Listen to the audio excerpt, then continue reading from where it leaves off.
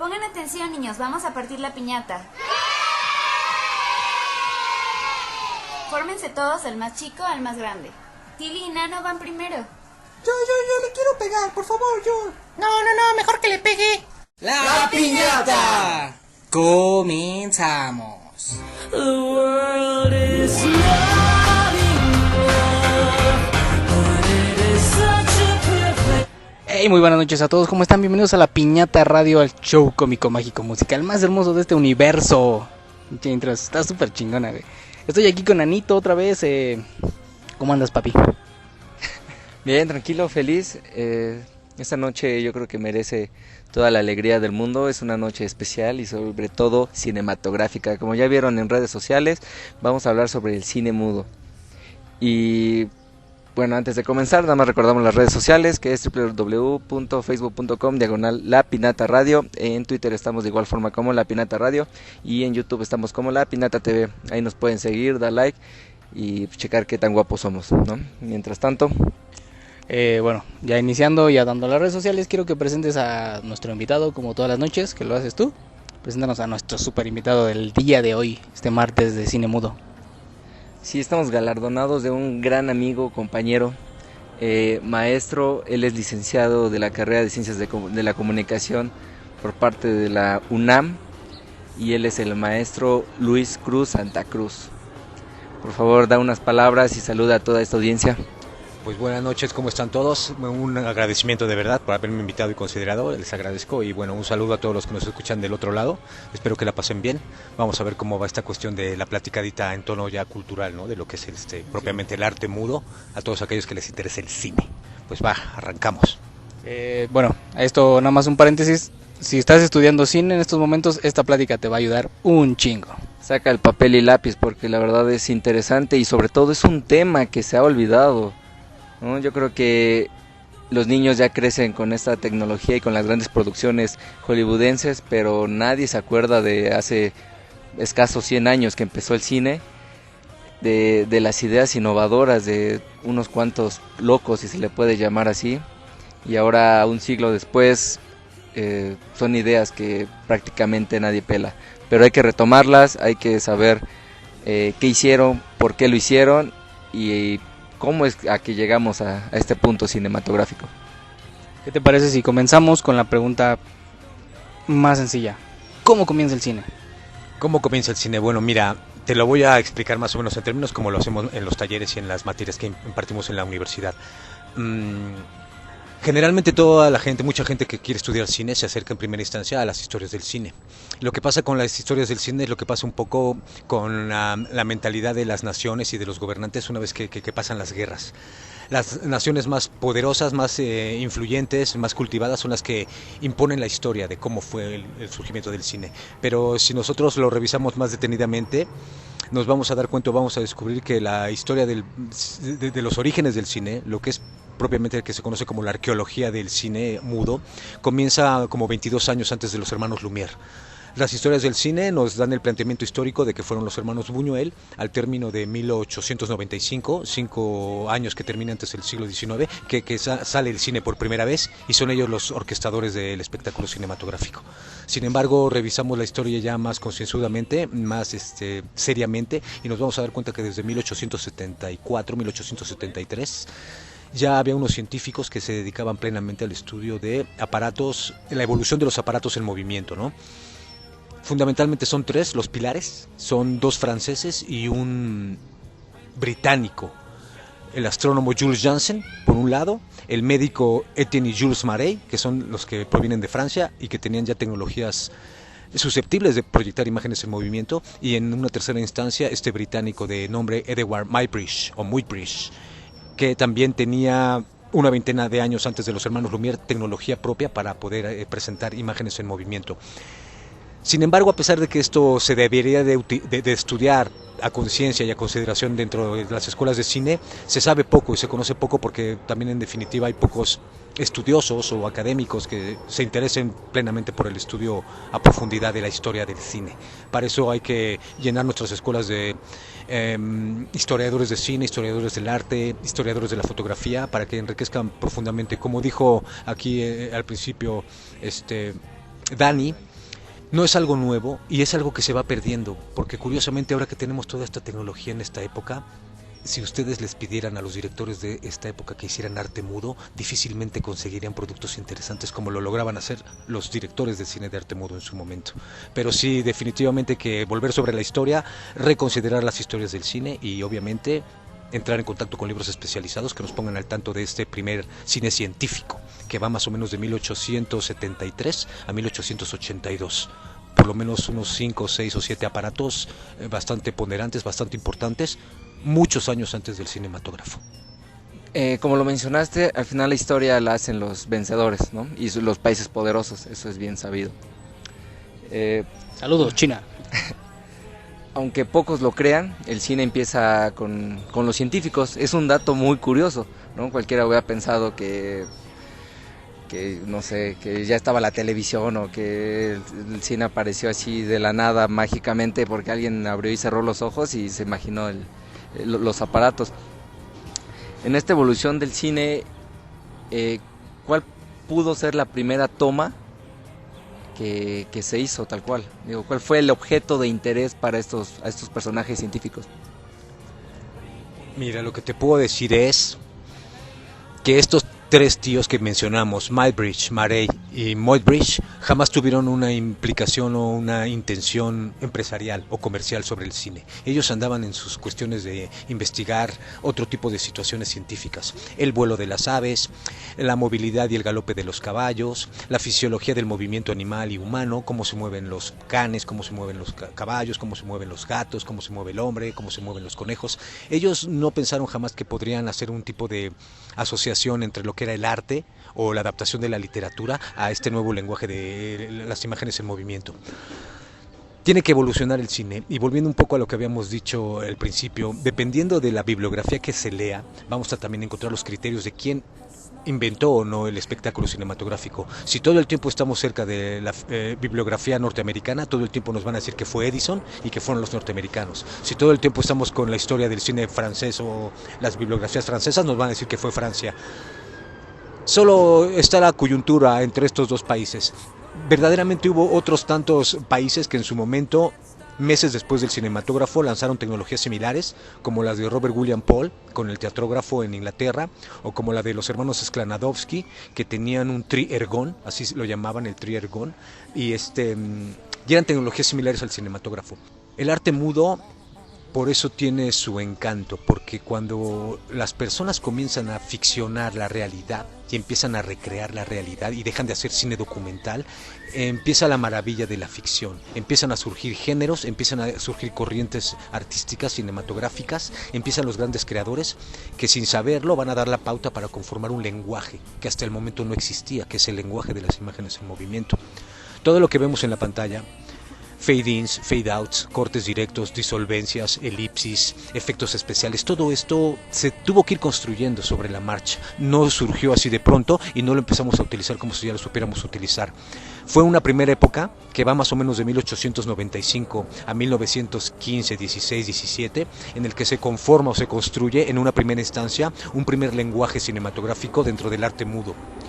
Conforme evoluciona el cine como industria y como tecnología, se van incursionando el sonido, el color, los efectos especiales, el diseño de la imagen ya en gran formato, y entonces esto necesariamente evoluciona también el lenguaje y nos va dando la pauta para ir viendo poco a poco y lentamente un lenguaje que queda muy explícito ante los ojos de los espectadores, a pesar de que no lo conozcamos, lo vemos desde niños y lo comprendemos desde niños.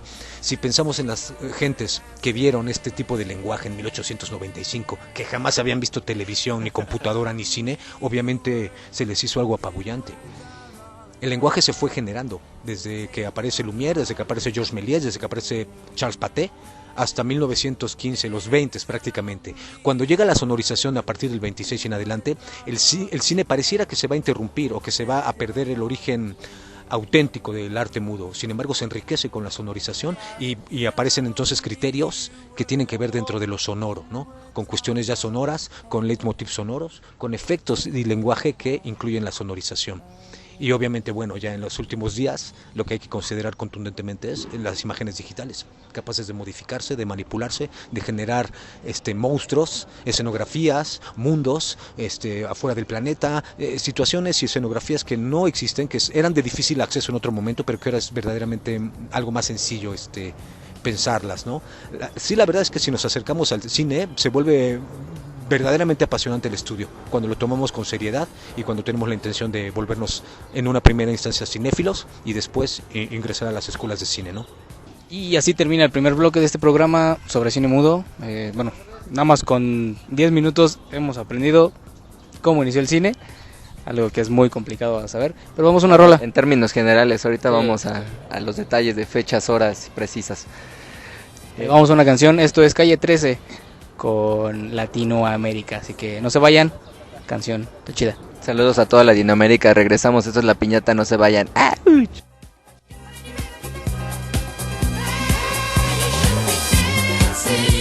Yo soy su amigo Isma, vocalista de Los Daniels.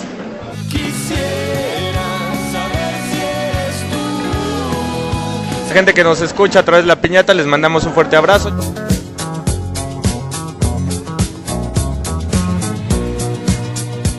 Pandilla, regresamos a La Piñata, yo soy Nano y estamos aquí hablando un poco sobre cine mudo. Digo, afortunadamente ya existe la sonorización y ya nos podemos escuchar y nos podemos dirigir a millones de ustedes que nos escuchan en Latinoamérica. Por cierto, un saludo a todos los hermanos de Latinoamérica, que hay que recalcar, necesitamos crecer continuamente y unidamente, que es algo que hemos olvidado como humanos y sobre todo como latinoamericanos. Pensamos que tenemos países diferentes y efectivamente lo es, pero nos une una sangre, nos une una conquista y nos une toda una historia. Entonces hay que apoyar y no hay que olvidar ese concepto. Bueno, regresando, ¿ibas a comentar algo? Regresando al tema, querido amigo y maestro, ahorita mencionaste a los hermanos Lumière, ¿no? Dos personajes curiosos y sin duda los iniciadores del cine. En el momento de que ellos exponen los fragmentos de películas y empiezan a cobrar por él y empiezan a haber una audiencia, en ese momento prácticamente se constituye el cine como lo conocemos hoy en día, ¿no? De eso no hay duda. La pregunta es, ¿cómo llegan ellos a este cine, a este mundo, si ellos no eran científicos, como lo habíamos mencionado con anterioridad? Sí, exactamente. La cuestión creo que en términos históricos lo vamos a hacer muy sintético, porque para esto les digo, se tienen que acercar en una primera instancia a libros especializados. Si revisamos la bibliografía de las historias del cine francesa, nos vamos a dar cuenta que dicen que son los hermanos Lumière, los artífices. Sí hay que recalcar que, como bien lo dijiste tú, Dani, los hermanos Lumière no inventan el cine. Lo que inventan y para lo que dan la pauta es para que el espectáculo cinematográfico se comercialice. Rentan un local, proyectan pequeñas tomas de vistas, llamadas así en su momento pequeñas peliculitas, que no duraban más de 1 minuto o minuto y medio, a lo mucho, no más de 2 minutos, y eran usualmente pasajes de la vida cotidiana de Francia, de su ciudad, de sus plazas, de sus iglesias, de sus calles, sus avenidas, sus fiestas. Y era en ese tenor, se consideran como los fundadores o los creadores o los padres del cine documental. Realmente no eran científicos. ¿Cómo es que entran en contacto con este interés por hacer películas? De los 3 científicos previos, de los que venimos hablando 20 años antes de los hermanos Lumière, había uno que se llamaba Étienne Jules Marey, que era francés y que curiosamente era conocido, muy buen amigo del padre de los hermanos Lumière. Me parece que el nombre del papá de los hermanos Lumière era Antoine Lumière. Eran amigos este científico, Marey y Antoine Lumière. Muchas veces se juntaban en un viejo París en el que obviamente se tiene referente que era muy pequeño, todos se conocían, sobre todo las clases pudientes, las burguesías, los empresarios, y parece ser que en la casa de los hermanos Lumière confluía a veces el doctor Marey, iba a tomar ahí una cervecita, algún tipo de licorcito, jugaban cartas, jugaban al dominó, cosas de esta naturaleza muy familiar. El hermano mayor de los hermanos Lumière, Auguste Lumière, sabe de las investigaciones que tienen, los alcances que tiene el aparato del doctor Marey, que se llama cronofotógrafo. Este primer aparato ya era capaz de filmar imágenes en movimiento. Si a mí me preguntaran cuáles son, desde mi perspectiva, las primeras imágenes cinematográficas que se conocen, pues son las que consiguió Jules Janssen, el astrónomo francés, en 1874, en una exposición en Yokohama, Japón. Va y presenta el paso del planeta Venus frente al Sol, y es una imagen muy difícil de conseguir, sin embargo ya posible en 1874. Hasta 1895 los hermanos Lumière lanzan su cinematógrafo como espectáculo, no como una posibilidad científica, sino como un espectáculo, porque el hermano mayor, Auguste Lumière, le ha pedido prestado su cronofotógrafo al amigo de su padre, el doctor Marey, quien amablemente se lo presta, sin la intención de comercializar nada, sin una intención así como muy desprendida, muy auténtica, muy familiar, en virtud de que le presta el aparato al hijo de su amigo o de sus mejores amigos.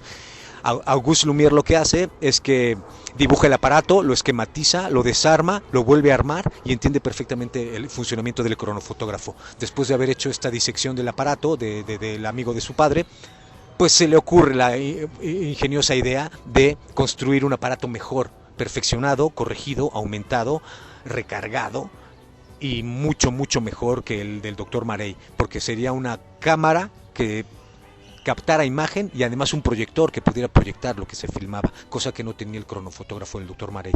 De esta manera, Auguste Lumière inventa su cinematógrafo al tenor de 1893, 1894, prácticamente lo tiene listo, pero todo el tiempo inspirado en el cronofotógrafo del doctor Marey.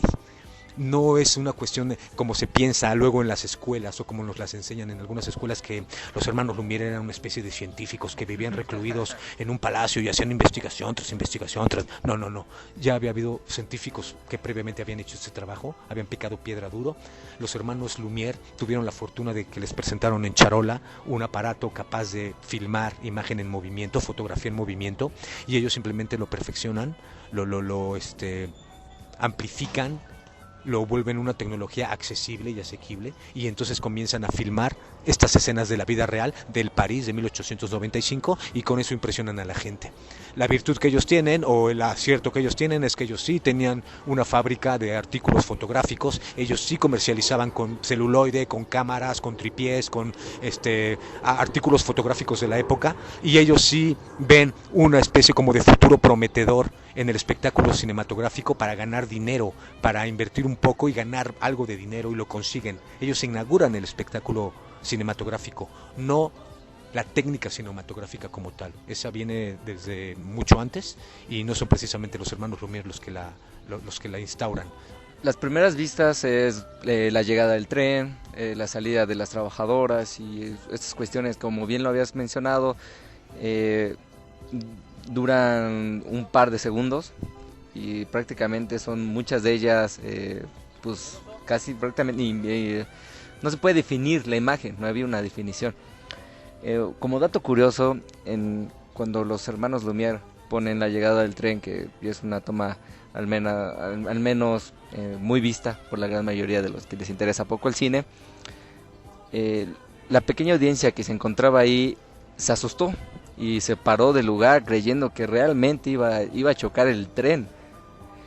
Eso a mí se me hace muy curioso. O sea, hoy en día si le pones eso a un niño de 3, 4 años, no se va a sorprender. O sea, ya ha visto Avatar y ya ha visto cantidad de imágenes saturadas, de colores, de formas y de sustancias, que ese un ojo no acostumbrado se va a sorprender. De eso no hay duda.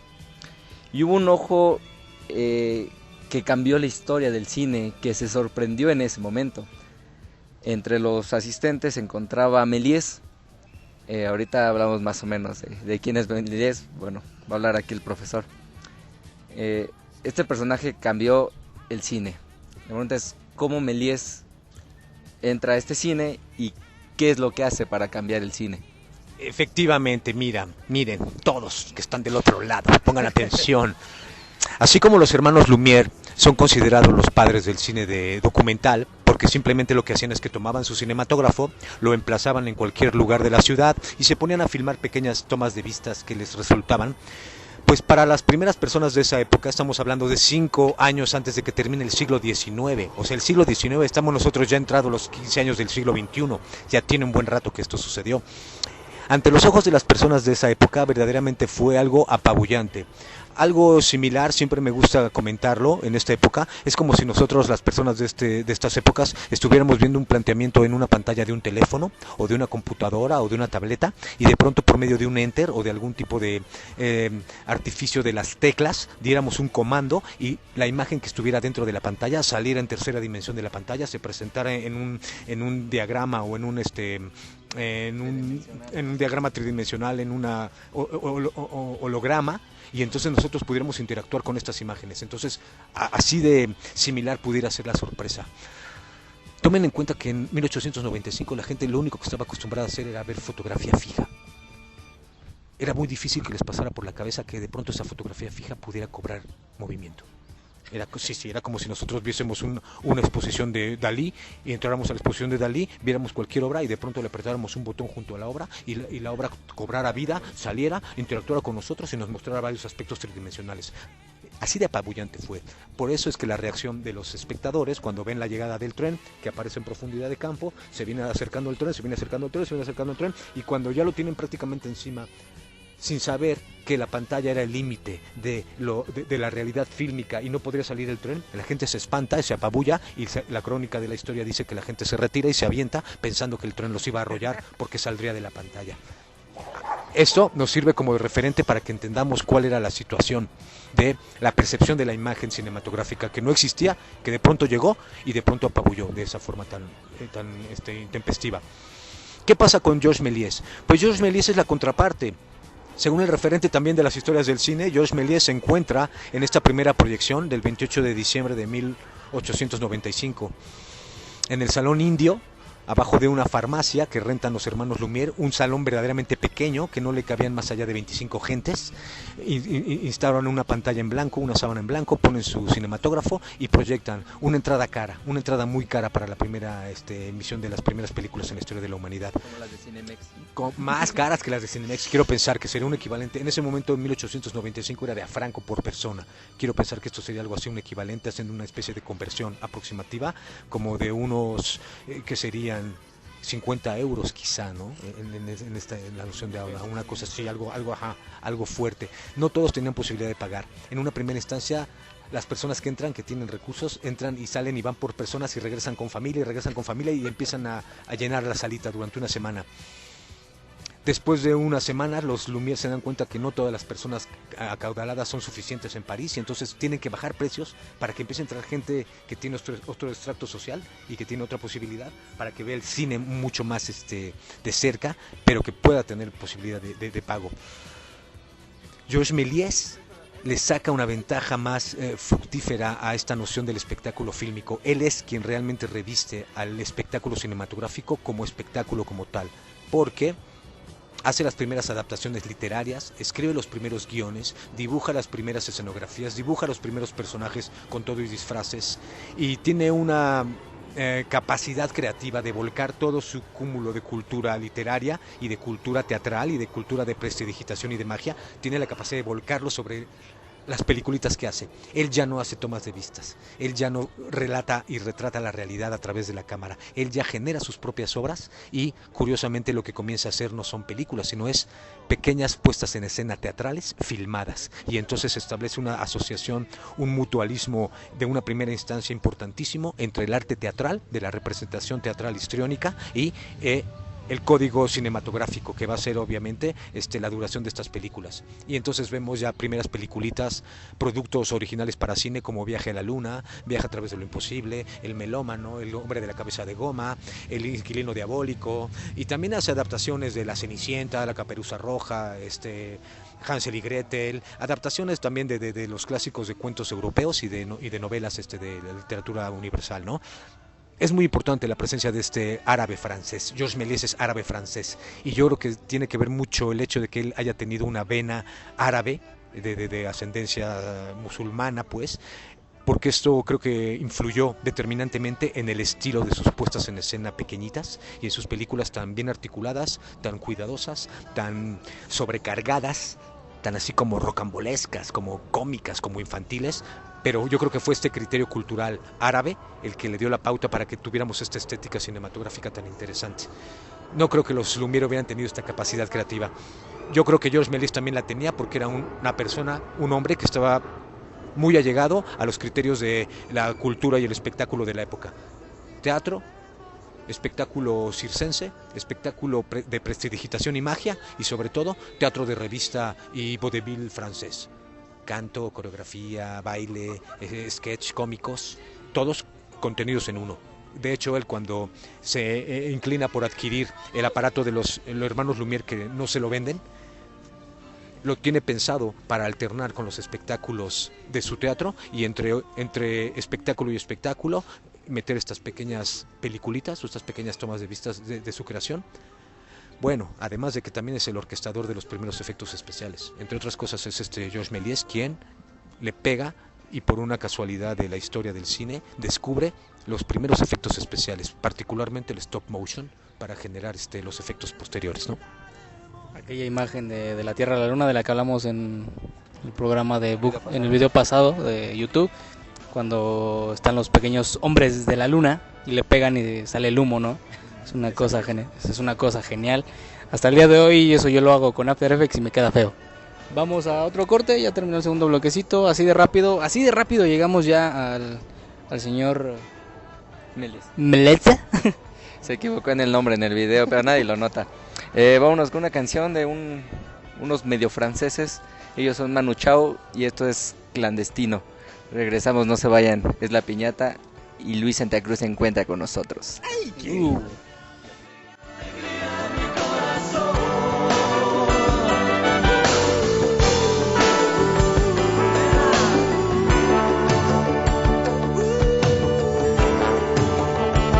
Yo soy Pino de los Estrambóticos. Y toda la banda de La Piñata, recojan la colación y un abrazo de los Estrambóticos. Gracias. Back in time.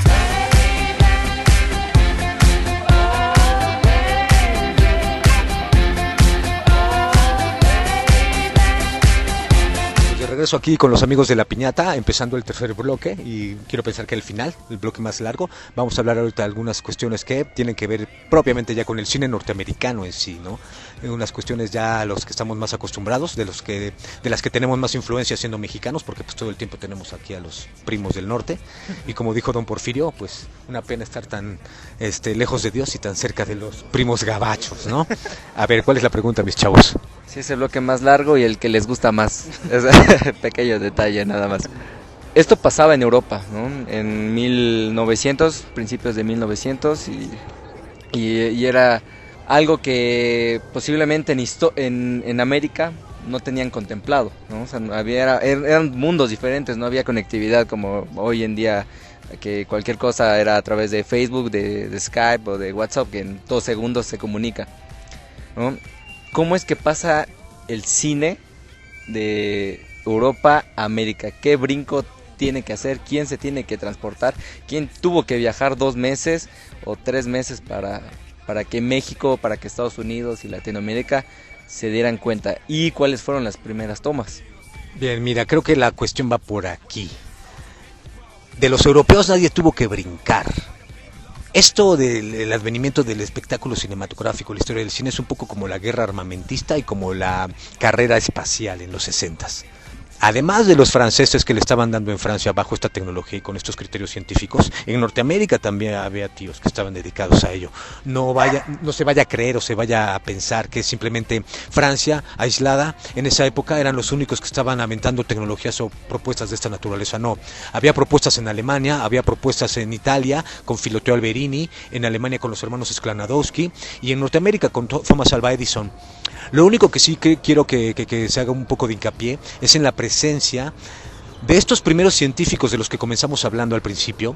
Este fotógrafo británico llamado Edward Muybridge, que es el único inglés que antes de la llegada del cine a Francia Él sí se traslada a Norteamérica, pero él no manifiesta o no es de los orquestadores del espectáculo fílmico en Norteamérica. Él hace otro tipo de aportaciones en el terreno del cine científico. Es Thomas Alva Edison el que ya tiene una tecnología similar a la de los hermanos Lumière, un aparato que se conoce como el bioscopo de este Edison. Este aparato era otra suerte de tecnología que podía proyectar imágenes en movimiento. Él le pone un nombre peculiar y lo hace llamar Nickelodeon. Y es este pequeño aparato que es como una consola en la que el espectador tiene que depositar una monedita y mover una manivela lateral, inclinarse sobre un visor para ver adentro de una gran caja oscura una pequeña peliculita que pasaba en banda sin fin. Este es el descubrimiento de Edison y es un descubrimiento previo al cinematógrafo de los hermanos Lumière. Mientras los hermanos Lumière avientan su cinematógrafo en 1895, Edison hace pruebas con este aparato desde 1893. 2 años antes de los hermanos Lumière, Edison ya está haciendo pruebas con su Nickelodeon. Lo que pasa con el Nickelodeon es que como era de una vista individualizada, personalizada y adentro de una caja oscura, no tuvo la misma repercusión, el mismo impacto que sacar la pantalla o sacar la proyección en una pantalla blanca que todos los espectadores tuvieron oportunidad de ver. Esa es la pequeña diferencia o la gran diferencia que se hace entre un cine individualizado, que es más similar al video que vemos hoy en las redes sociales, en los blogs, en las páginas de películas o en el video que tenemos en casa, más individualizado que el espectáculo social o grupal que tenemos como el espectáculo cinematográfico, donde todos nos sentamos en una sala junto a perfectos desconocidos y compartimos una película, en este caso un producto fílmico, ¿no? Edison ya había hecho pruebas, hay por ahí en el YouTube también muchos de los ejercicios o de las pequeñas peliculitas que hizo Edison. Consideren también que a Edison se le otorga mucho el criterio de haber sido un gran científico o inventor, cosa que no es cierto. Revisen la biografía de Edison y se van a dar cuenta que él lo que hacía es que era un tipo adinerado, acaudalado, con una mente empresarial norteamericana muy fuerte, muy en el tenor de la riqueza y de los emporios y de los generar y fundar transnacionales. En este caso Edison quería un monopolio de la producción cinematográfica. Fue el primer tío que aspiró a tener un control total sobre la producción, la filmación, la contratación de actores, de guionistas, de camarógrafos y de directores, y él quería controlar todo, desde la producción del cine, la distribución, la exhibición y la ganancia. Y gracias a que se aferra en tener este monopolio, de alguna manera, de una forma indirecta o colateral, se funda Hollywood. Pero es Edison el que ya también comienza a hacer experimentos, compra patentes del fonógrafo, compra alguna patente de este vitáscopo que tiene y se dedica a producir las primeras películas en Norteamérica. Él funda productoras en Norteamérica y además aglutina socios a los que obliga o conmina o obliga de una manera amable y elegante que se adscriban a él para que le pasen una renta o le pasen una especie como de aportación a su monopolio de la producción y la distribución. Casi todos se adscriben, todos entran, pero hay una serie de productores independientes que se resisten y son estos productores independientes los que posteriormente se van a trasladar a Hollywood, a LA, van a comprar estos predios de Hollywood y van a fundar lo que son ahora la conocida como la meca del cine, que son las grandes productoras que en su momento fueron pequeñas productoras, pero ahora ya son de las mayores. El cine de Edison es igual interesante, pero no es tan creativo ni de ficción como el de Méliès.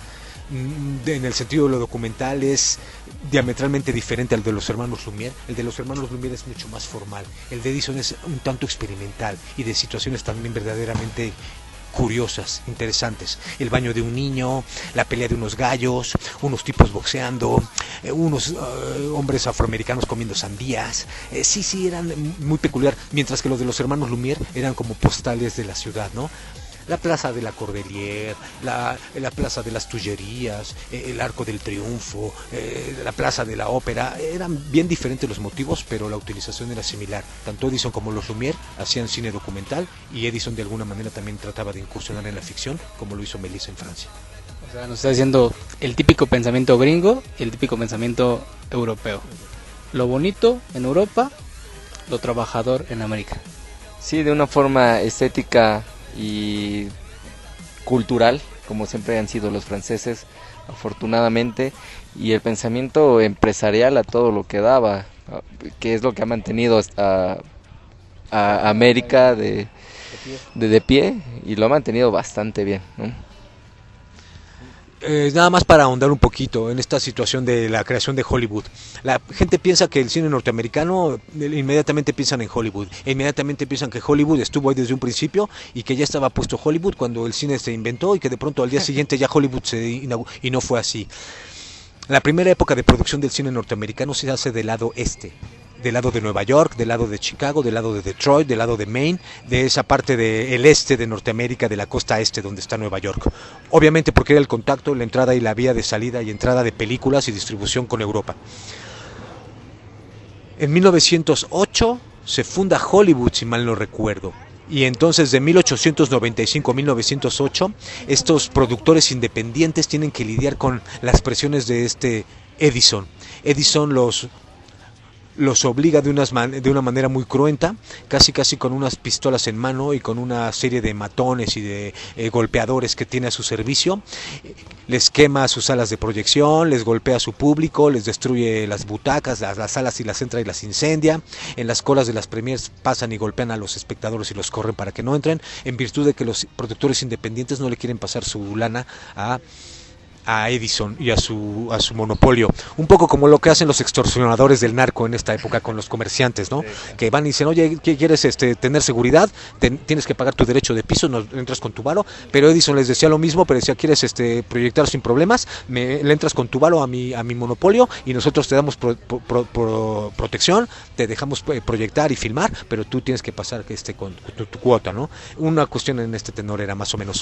Estos productores independientes, en virtud de que no quieren someterse, juntan fuerzas, unen fuerzas, se trasladan en varios viajes a California, donde saben que hace falta el cine, donde no está tan poblado, donde saben que la tierra es barata, y entonces al llegar a LA encuentran los predios de Hollywood, como dijimos, se hace una vaca, como se dice coloquialmente, juntan una lanota y entonces entre varios ponen una lana y compran unas hectáreas, no sé cuántas hectáreas, ahí lo podrían checar ustedes en la historia del cine, unas hectáreas de un predio que se llama Hollywood, y entonces en ese bosque, pum, fraccionan y fundan las productoras importantes. Surge la Warner Bros., surge la Universal, surge la Paramount, surge la Triangle, varias productoras iniciales que dan la pauta, y unas que sobreviven hasta la fecha, otras que ya no sobreviven, como la Radio-Kate Orpheum, la RKO, era conocida como la Radio-Kate Orpheum, pero todas las demás, la mayoría subsisten, la Metro-Goldwyn-Mayer, la de Leoncito, esa que ruge, la de la Columbia Pictures, la de la mujer esta como griega que levanta la antorcha, la Universal, la Paramount. Hasta la fecha trascienden y ya no son menores, ya son las grandes productoras. Ahora las menores son otras, la Touchstone, la Triangle, la TriStar, ¿saben? Son las menores, y las que eran menores en su momento ahora son las mayores y son obviamente unas grandes mecas de la industria del cine, son las que producen los verdaderos superproducciones que tienen esta capacidad. Más o menos en ese tenor se da la llegada de este medio a Norteamérica. No es que ellos hayan llegado antes o hayan descubierto antes el cine, es una cuestión de que los criterios del cine dicen que para que el cine sea cine tiene que ser un espectáculo colectivo, no individual, como en primera instancia Edison lo descubre y lo plantea. Se equivoca Edison, se equivoca, debió haber sacado la pantalla. Cuando ve el auge que tienen las películas de los Lumière, el auge que tienen las películas de Méliès, por el simple hecho de proyectarlas en pantalla, se da cuenta que el verdadero negocio está sacar el cine de su Nickelodeon, de su caja que tiene donde la proyecta, y ponerla en la pantalla para que la veamos varios. Y entonces ya surge como en sí el espectáculo cinematográfico norteamericano. No sé si desafortunadamente o afortunadamente llega el cine a América, todo está convertido en un negocio. Eso creo que es lo que le da el empuje que necesita el cine. ¿Por qué? Porque sabes que deja dinero, entonces lo produzco. Eso es sencillo. Pero llega una situación aquí que es traer historias, como en Francia, traer historias basadas en libros, pero en historias originales, historias que nadie ha visto jamás.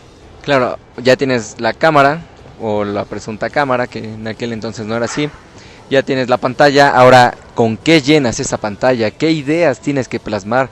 ¿Qué imágenes se tienen que constituir para entretener, para exponer y para hacer toda una revolución que fue los principios de este cine? Pero bueno, ahorita me llegó a la mente una cosa. Aquí en México llegan estos tipos carpas.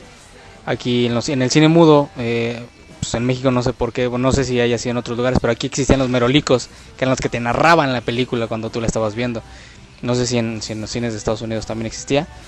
Pero bueno, recuerdo mucho una escena de una película que se llama El Rincón de las Vírgenes, donde aparece de hecho un merolico. Y dice, vean esta escena, cómo se retrata fielmente, y la escena se ve horrible. O sea, pero en ese tiempo ha de haber sido, wow, lo atravesó con una espada, ¿no? Sí. Sí, de respecto a lo que dicen, son dos aspectos que hay que considerar. Esto de las aportaciones del cine norteamericano al cine mundial. Todos sabemos, sin temor a equivocarnos, incluso muchos de los jóvenes que nos escuchan por ahí a través de sus máquinas, del internet, que la gran aportación, tiene muchas el cine norteamericano, muchas aportaciones al cine mundial, pero la principal y la mayor es la inclusión de los géneros cinematográficos, los llamados géneros cinematográficos, que no es que no hayan existido en Europa, sí existían, pero existían una serie de géneros mucho más particulares, más ad hoc con la idiosincrasia de sus pueblos y de su gente.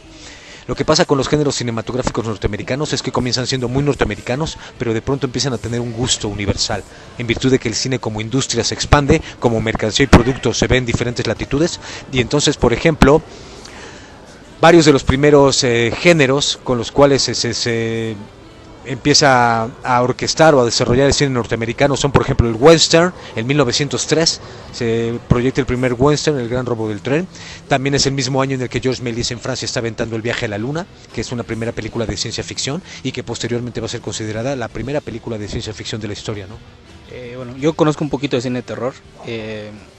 En este caso, no sé si es el Caligari, el Dr. Caligari, o viene otra antes del Dr. Caligari, que es la del el gnomo o el gromo, ¿cómo se llama? El golem. No sé cuál de las dos es la primera de terror.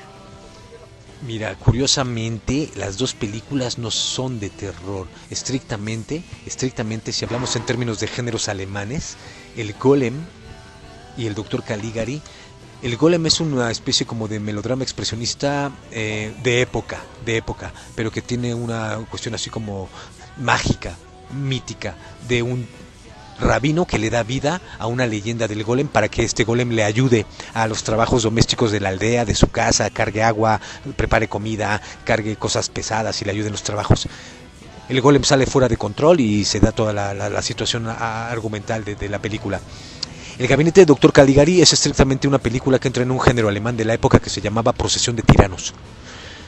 Como los norteamericanos en su desconocimiento no conocían los géneros alemanes y no le iban a dar publicidad a un género que no era alemán, que no era norteamericano, que era eminentemente alemán, la gente, por la temática oscura de los personajes que cometen asesinatos, o un personaje que es controlado por una segunda persona, al golem lo controla el rabino Low, a Cesare lo controla el Dr. Caligari, Nosferatu controla a varios de sus víctimas. Entonces tenemos un desfile de unas películas que son consideradas como, dentro de los géneros alemanes, Procesión de Tiranos y Mentes Diabólicas, pero estrictamente ya en los géneros norteamericanos pueden incluirse en los términos de género de terror.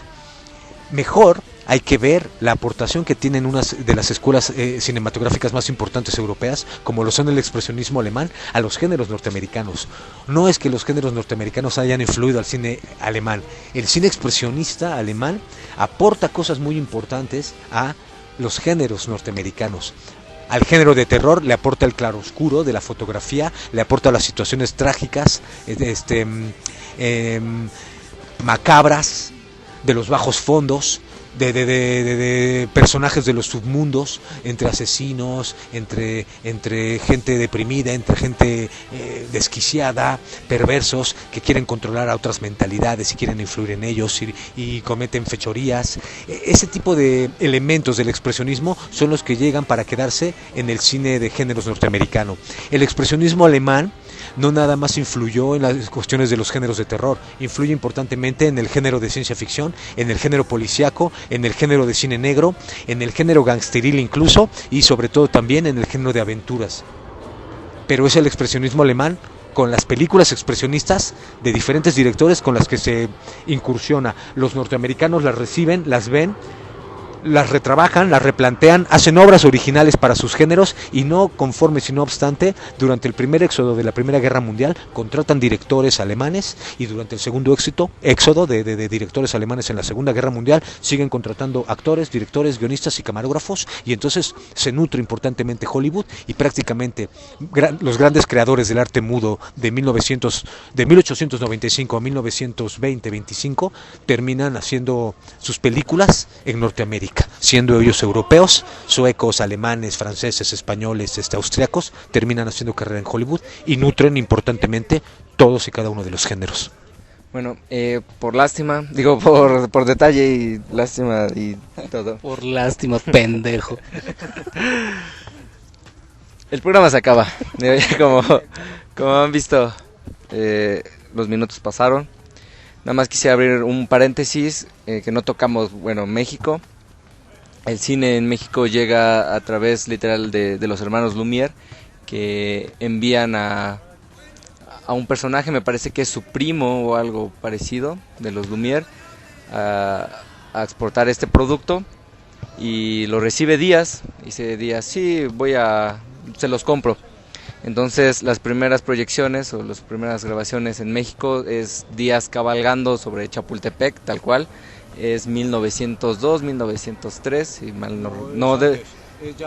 el cinematógrafo aquí en México llega a los pocos meses. Si estamos hablando que en diciembre de 1895 estaba llegando a Francia o se estaba exhibiendo por primera vez, apenas 6 meses después, o 7, para agosto de 1896, ya estamos viendo las primeras imágenes de Porfirio Díaz a caballo, Porfirio Díaz en Reforma, el gabinete de Porfirio Díaz entrando al Palacio de Bellas Artes, Porfirio Díaz y su mujer caminando por no sé dónde, y Peralvillo y cosas de ese tipo. Pero apenas son 6 meses después que se hacen las primeras proyecciones en Francia, para 1896, en agosto, ya estamos viendo el cinematógrafo en México. Te lo juro que pensé que ibas a decir el gabinete del doctor Porfirio Díaz. No, y aquí el problema es que es toda una desgracia porque al menos en México no se le dio esa cabida para explotarlo como debió de ser. En México se debió de haber hecho su propio Hollywood, bueno, ha sido como los estudios México SADCB o algo parecido, y ya estuviéramos en instancias mayores, ya estuviéramos compitiendo con las grandes ligas, pero bueno, a la par y desgraciadamente tiempo después vino toda una revolución que me imagino que sí influyó gradualmente y exponencialmente al crecimiento de todas estas artes, y sin embargo pues México afortunadamente tuvo una etapa de oro que llegó después entre los 40, 50, pero pues para eso vamos a hablar en otro capítulo. Nada más como un detalle, en una de tus clases mencionaste una tesis de un conocido alumno tuyo, no recuerdo exactamente, que ya hacía proyecciones por allá de mediados de 1800, afuera de una iglesia más o menos. ¿Nos puedes o me puedes relatar más o menos cómo estuvo la anécdota? Sí, pero mira, el comentario que les hice al respecto fue que este libro, hablábamos de un libro, es una tesis de doctorado de un tipo que se llama Carlos Jurado, un doctor egresado no sé si de filosofía, una cosa así, de ciencias políticas, no recuerdo. El caso es que es esta tesis de doctorado que yo se las comentaba a unos alumnos de filosofía y letras, y a partir de que ellos entraron en contacto con esta tesis, uno de ellos terminó estudiando en el CUEC, fue altamente motivante para él.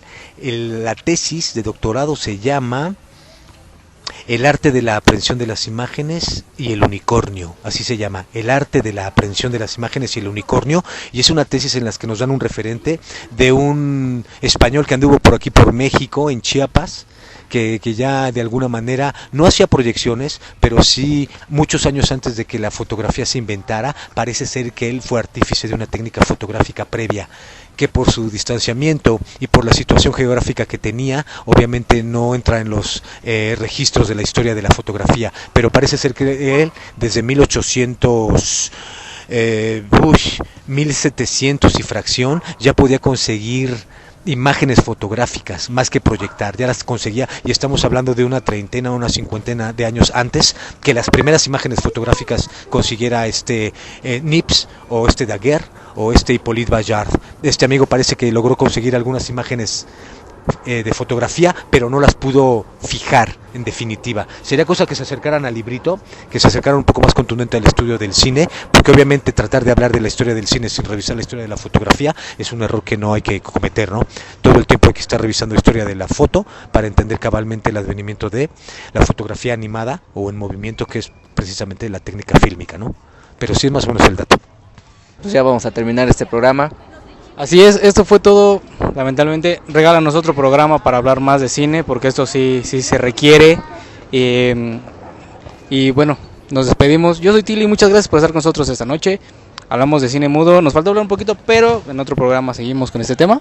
Prácticamente tocamos 30 años de cine y nos aventamos una hora. Y eso nada más el mudo. Ahora falta el Technicolor. Sí, ya de ahí se despliega todo el conocimiento que es el cine hoy en día. Muchas gracias, Luis, de verdad yo creo que hemos aprendido mucho. Espero que se hayan sacado su lápiz y pluma. Si no, pues lo pueden repetir en YouTube. Nuestras páginas sociales son en Facebook diagonal La Pinata Radio, en Twitter estamos igual como La Pinata Radio y en YouTube estamos como La Pinata TV. Ahí nos pueden seguir y pues enterarse un poco más de este cine. Un agradecimiento, de verdad, chicos, les agradezco que me hayan invitado. Espero que en un futuro podamos volver a hablar de tantos tópicos como sea posible. Realmente el cine es un universo enorme, enorme. Cuando ya uno se mete a conciencia a estudiarlo seriamente o a quererlo conocer, las técnicas para producir y volverse realizadores aún más interesante, y es lo que muchos de nosotros creo que nos mueve mucho, esta pasión por el cine. Les quiero dar las gracias a ustedes, a los que están del otro lado. Vean cine de arte, lean cine, lean seriamente, consulten algún tipo de sitios en internet y sobre todo pues acérquense a los libros especializados y no se crean todo lo que leemos en los libros ni que vemos en los sitios de internet, porque muchas veces también hay omisiones o pequeños errores, o en otros casos hay que hacer grandes reconsideraciones de la historia del cine. Y hay que pensarlo analíticamente para más o menos intentar dilucidar cuál ha sido el desarrollo de este gran arte y de esta gran industria, ¿no? Gracias de verdad, chavos. Gracias a ti, y como dijo, la historia la escriben los ganadores y desde su punto de vista. Y sobre todo si dicen que son expertos en cine y dicen que su película favorita es Nosotros los Nobles o no se aceptan devoluciones, saludos Derbez. Empezamos con pequeños detalles, ¿no? Hay que acercarnos a los libros, hay que acercarnos al conocimiento y hay que estar preparados. Y aunque no seas experto, con datos precisos y fechas precisas, hay que tener panoramas generales de cualquier tópico y eso nos lo enseña tanto el cine, tanto los libros, tanto cualquier arte. Entonces pues hay que darle al conocimiento, que es lo que tanto necesita, al menos el mexicano, como hemos recalcado. Y pues ya, esto es todo. Yo fui Nano, fue un placer estar con ustedes. Yo soy Tili, muchas gracias por estar con nosotros y nos vamos. Chao. Chao. Adiós. Por hoy, la piñata ya no tiene más dulces. Pero mañana va a estar recargada. Esto fue La Piñata, conducido por Daniel Sanz y Arturo Gutiérrez. Gracias por escucharnos.